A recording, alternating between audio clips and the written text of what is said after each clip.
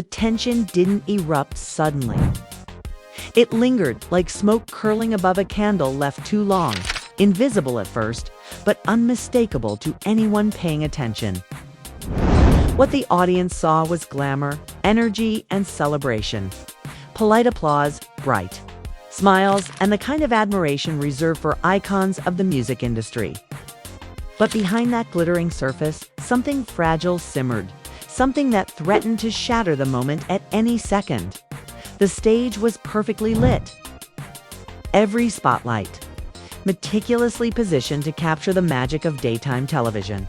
Jennifer Hudson, radiant in a jewel-toned gown that shimmered with every movement, greeted her audience with practiced warmth. Her smile was genuine, yet her eyes carried a subtle hint of nervous anticipation, an awareness that she was about to step into a space occupied by a living legend. And then the room shifted. Chaka Khan appeared. Even before she spoke, the air seemed to vibrate with her presence. She walked onto the stage like a queen claiming her throne, an aura of confidence that only comes from decades of mastery in one's craft. Her outfit was striking yet understated, an all-black ensemble accented with jewelry that caught the lights just enough to sparkle without distracting. Every movement carried weight, every gesture a statement. The crowd erupted in applause, a roar of respect and adulation that seemed to fill the studio to the ceiling. Jennifer's reaction was immediate, instinctive, and heartfelt. She leaned forward slightly, her smile widening, eyes alight with admiration. Meeting her idol, someone whose music had inspired her own journey, Jennifer's words were warm, the energy between them seemingly effortless. The audience felt it, too. This was the kind of meeting you could sense even from the back row. The stage promised brilliance, laughter, cute, and conversation worth remembering. For the first few moments, that promise held. Jennifer navigated the interview like a seasoned host. Light praise, playful jokes, a few gentle questions about Chaka's memoir. Laughter punctuated the conversation, shared between two accomplished women who understood each other's worlds. Without needing to explain, on the surface it was seamless, television perfect, but tension has a way of creeping into the smallest cracks, of lurking beneath even the brightest lights. It started with Jennifer's questions about Chaka's influences: Prince, Whitney Houston, moments of personal recovery. On paper, it seemed harmless, even insightful. But to Chaka, it nudged at boundaries she had carefully crafted long before the cameras rolled. Her body language shifted subtly, almost imperceptibly at first. A finger drummed once on the armrest. A smile tightened fractionally. She answered, with her signature grace, measured tone, each word deliberate. The surface remained calm, but underneath, her patience thinned. Jennifer, caught in the excitement of the moment, seemed either unaware or unheeding. She pushed slightly further, trying to draw out stories she thought the audience would find compelling. This was a host's instinct, creating connection, eliciting vulnerability, but in doing so, she brushed against lines that had been clearly set. Chaka's posture stiffened each time, a silent, unspoken warning.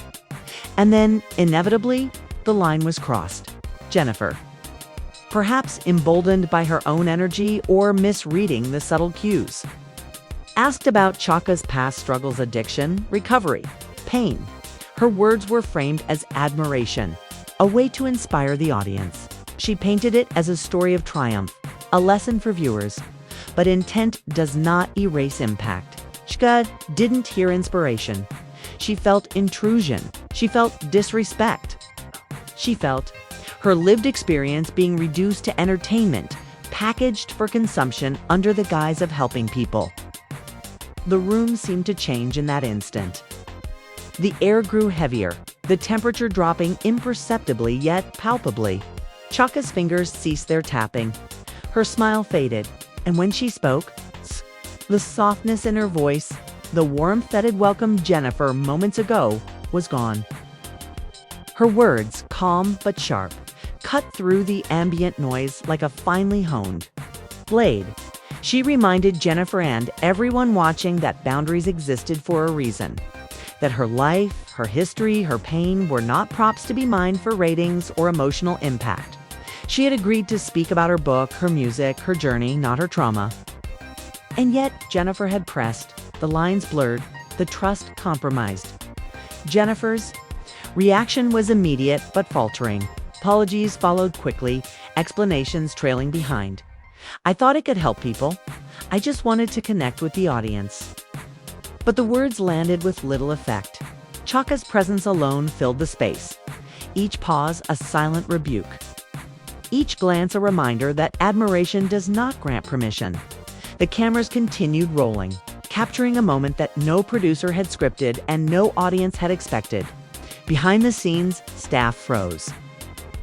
Stage managers, cue operators, producers, they all felt it. This was real, raw, a live collision between reverence and reality, between fan and legend, between intention and consequence. The studio lights, once warm and celebratory, now seemed harsh, exposing every tremor of tension in the room. Jennifer's posture shifted, hands fidgeting, shoulders tight. The audience sat captivated, unsure whether to look away or lean in, sensing the gravity of what was unfolding before them. And in that stillness, it became clear. The glittering surface of daytime television had given way to something unvarnished, something human, something that could not be edited, clipped, or sanitized. Jennifer Hudson and Chaka Khan, two icons. Two lives intertwined by music and admiration stood at the precipice of a moment that would leave an indelible mark. Not only on the day's broadcast, but on their legacies. The tension simmered. The crowd waited. And somewhere deep inside, everyone felt it. The story was no longer just an interview. It was about to become a confrontation, a lesson in respect, and a reminder that even the brightest lights cannot erase the weight of truth. At first, the interview moved like a gentle current. Words flowed, laughter bubbled naturally, and the chemistry between Jennifer and Chaka seemed effortless. But currents can hide undercurrents, and beneath the polite veneer, a subtle tug-of-war had begun. Every question Jennifer asked that grazed Chaka's personal history felt like a pebble in her shoes mall on its own. But collectively, it was uncomfortable, heavy, insistent. Jennifer, in her eagerness, leaned in closer, her voice animated. Your memoir is incredible, Chaka. The way you share your journey, I can't imagine how much courage that took. She smiled, genuine admiration lighting her face. I think people don't realize how much you've shaped music. How much? You've inspired generations, including me. Chaka's reply was poised, graceful, and careful. Thank you, Jennifer. That means a lot. My book is personal, but it's meant to celebrate the music, the lessons, the growth, not the mistakes themselves. Her hands rested lightly on the table, fingers interlaced, a subtle anchor against the waves of probing questions. Her smile was measured, but her eyes flickered briefly with a warning, tread lightly. Jennifer nodded, barely noticing, and pressed on. And your influences? Prince, Whitney, and even your own moments of recovery, those stories inspire people to push through their struggles. Don't you think sharing those experiences helps others? The audience leaned forward, sensing the weight behind her words. They cheered for the first few sentences, oblivious to the microtensions simmering. Chaka's posture stiffened imperceptibly. She did not rise to anger, but her body language spoke volumes. Every subtle shift, the tightening of her jaw, the pause before answering. The deliberate choice of words signaled discomfort. Yes, Chaka replied carefully. My experiences shaped me. Yes. But some things are for the book. Some things are for my own growth. Not every detail is meant to be public. Jennifer, misinterpreting the hesitation, smiled warmly, trying to reassure both Chaka and the viewers. Absolutely. I totally get it. I think the audience would love to hear about the challenges you overcame, how you bounced back. That's powerful stuff. Chaka's fingers, which had been lightly drumming on the table moments earlier, stilled completely. She leaned back slightly, the faintest crease appearing between her brows. The shift was subtle, but noticeable. The calm had begun to fracture. In the control room, producers glanced at each other nervously. Cameras kept rolling. No one spoke. The quiet tension in the studio was thick enough to choke on. It was one of those moments where everyone instinctively knows something is about to snap, but unsure which side will break first. Jennifer, sensing nothing but good intentions, dove in further. People really look up to you, Chaka. I think if you share some of your journey with recovery, your fans could learn so much. They could be inspired to confront their own struggles.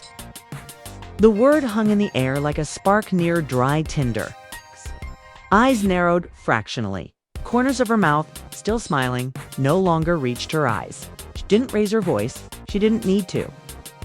Her presence alone communicated that the line had been crossed. You know, Jennifer, Chaka began, her tone calm, deliberate. There are parts of my life I choose not to discuss on camera. Boundaries exist for a reason. We agreed before the show what would be appropriate to cover.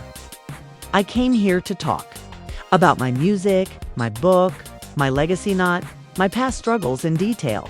Jennifer blinked, her smile faltering. Of course, I didn't mean to overstep. I just thought, no. Sharing, Chaka's voice cut gently but firmly through the hesitation. Sharing can be meaningful, yes, but only when it's mutual, only when it respects the person behind the story. You cannot take someone else's pain, package it for television, and call it inspiration. The audience sat in stunned silence. Some leaned forward, sensing the unspoken tension. Others glanced nervously at each other, unsure whether they were witnessing a carefully scripted moment or something far more volatile. Jennifer's cheeks flushed. She opened her mouth to respond, but hesitated, searching for the right words.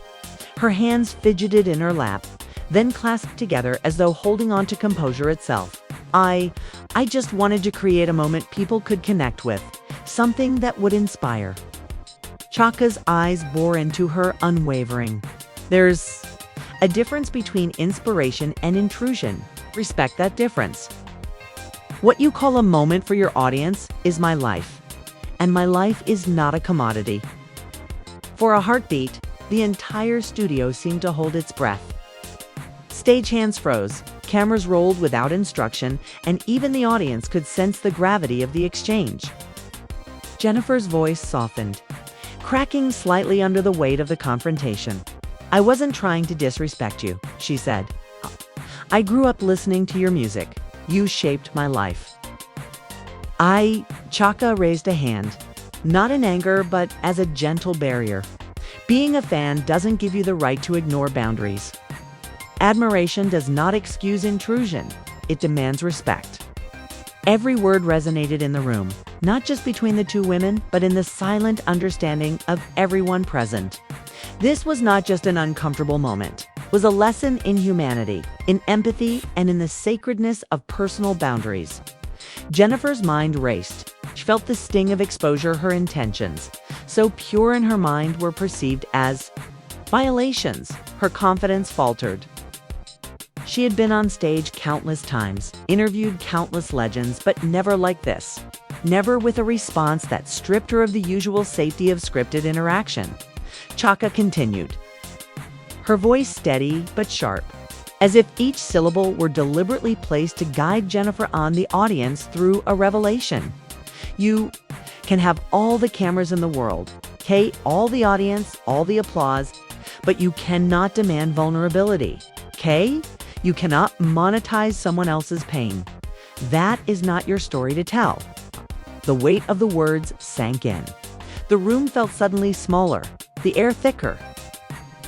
Jennifer's shoulders sagged slightly, as if the burden of realization pressed down on her.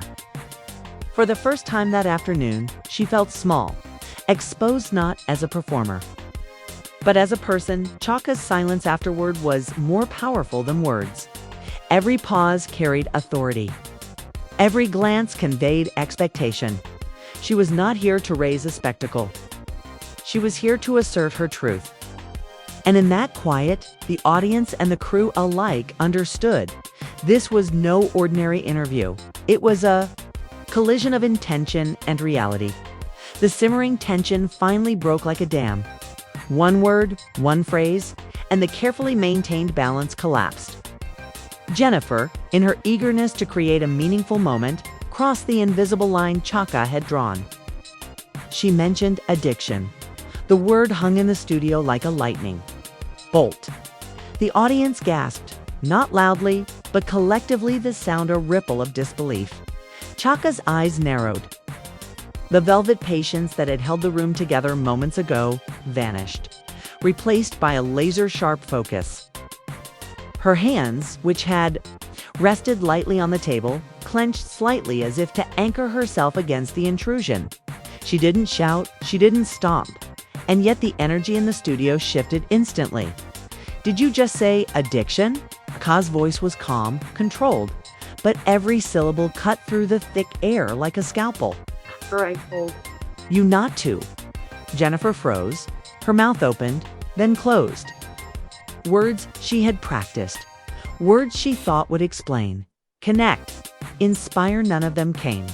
Her hands fluttered toward Chaka, as if she could physically catch the moment before it spiraled, but the space between them felt like miles. Her heartbeat thundered in her ears.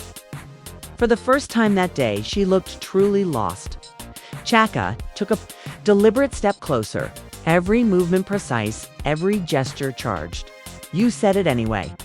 On national television, you understand what that means?" Her voice was steady, but the edge was undeniable. The room held its breath. Crew members, producers, stagehands. Even the audience saw seemed suspended in the gravity of the confrontation. Jennifer swallowed, voice shaking. I didn't mean to," Chaka interrupted, her eyes unyielding. Didn't mean to take my pain, my history, my life, and turn it into a segment for ratings. Didn't mean to treat me like a storyline instead of a person."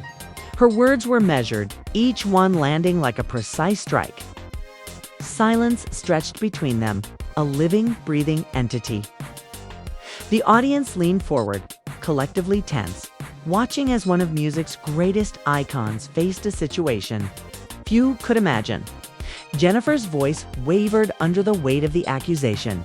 I thought it could help people. I didn't mean any disrespect." Chaka's eyes softened not in forgiveness, but in clarity. Helping people is not a license to violate trust. It is not an excuse to take someone else's pain and package it neatly for television. Do you understand? Jennifer's hands trembled and she struggled to maintain composure. The scripted confidence of the host had vanished, leaving a vulnerable human being exposed under the glaring lights. I was trying to create a moment, something real, something people could connect with. "Real," Chaka echoed, her voice low but commanding. "This is not real. Real is living it. Real is surviving it. Real is bleeding for it. What you call a moment is my life. And my life is not for your entertainment." A hush fell over the studio.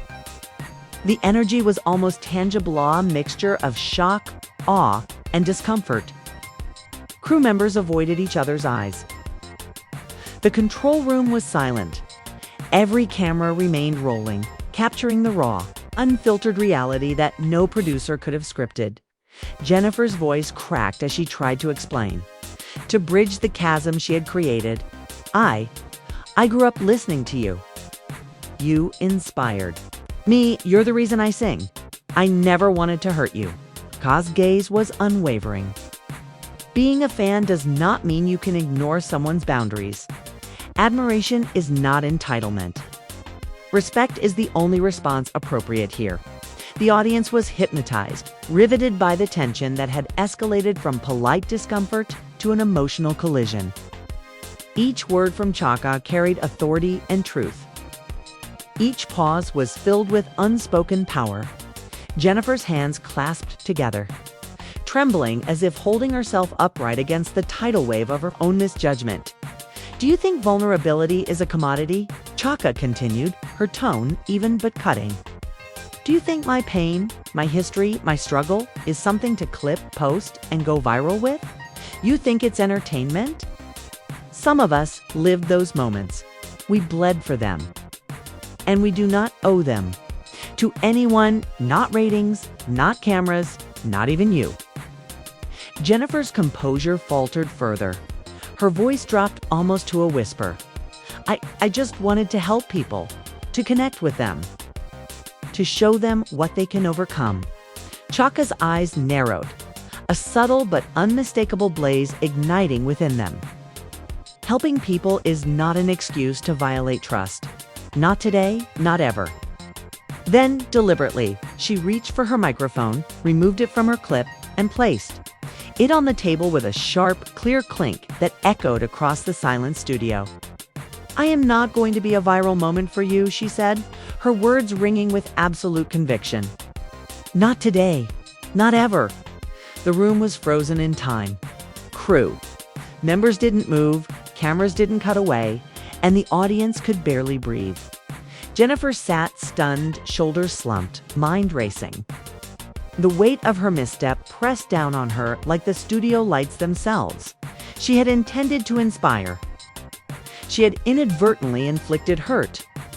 And now, facing Chaka Khan, living embodiment of resilience and power, she felt the enormity of the moment pressing down on her chest. Chaka, poised and unwavering, turned toward the edge of the stage.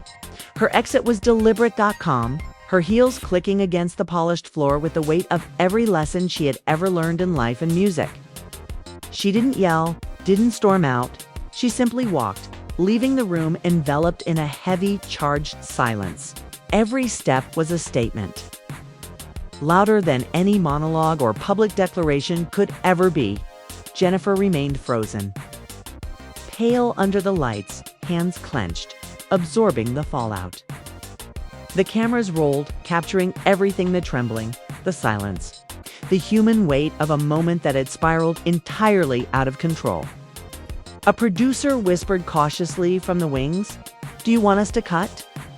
Jennifer shook her head softly. "No, keep it going." Because the moment wasn't about saving. It was about facing truth. Facing truth.